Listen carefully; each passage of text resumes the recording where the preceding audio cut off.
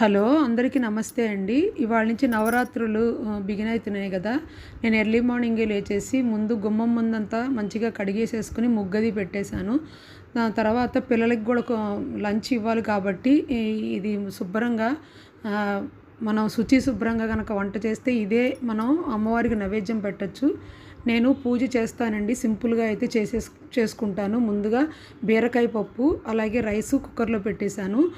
ప్రసాదం ఎక్కువ చేసుకుని అందరికీ పంచితే చాలా మంచిదండి. ఇవాళ దుర్గాదేవి బాలా త్రిపుర సుందరి కాబట్టి పొంగల్ చేస్తున్నాను.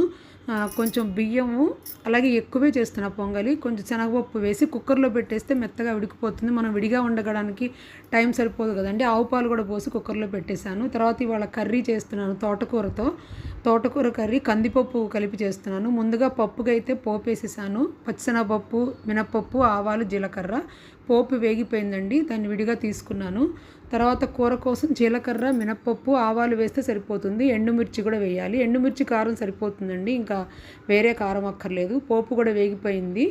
ఇంకా తోటకూర, కందిపప్పు వేసేసి కొంచెం కలిపి కొంచెం సాల్ట్ కూడా వేసుకుని మనం మూత పెట్టి లో ఫ్లేమ్లో ఉడికించుకుంటే మంచిగా మగ్గిపోతుంది. తోటకూరలో నీరు కూడా ఉంటుంది కదా, మాడదు.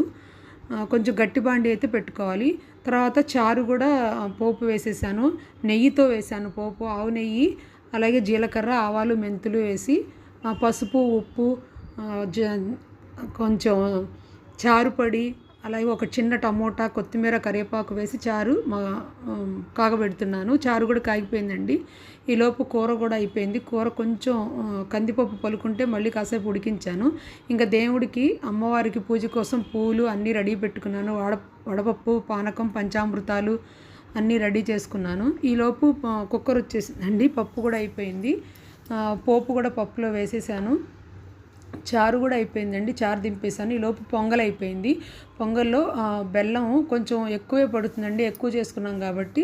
ఇంకా తప్పక కుక్కర్లో చేస్తాను. కుక్కర్లో చేసింది మళ్ళీ ఇత్తడి గిన్నెలో పెట్టుకుని పసుపు కుంకాలది పెట్టి ఇత్తడి గిన్నెకి రాసి దాంట్లో పొంగల్ వేసి అది నైవేద్యం పెడతాను. ఇవాళ రైసు, కూర, పప్పు, చారు, పొంగల్తో అమ్మవారికి నివేదన చేస్తున్నానండి. Thank you.